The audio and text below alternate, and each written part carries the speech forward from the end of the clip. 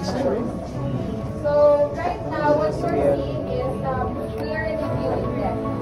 So hindi tayo parehas ng ibang factory na bababa tayo sa production.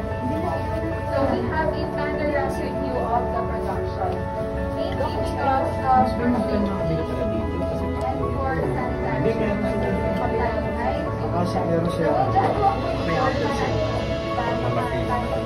shopping area. I would like to show you first our first product. Yaya.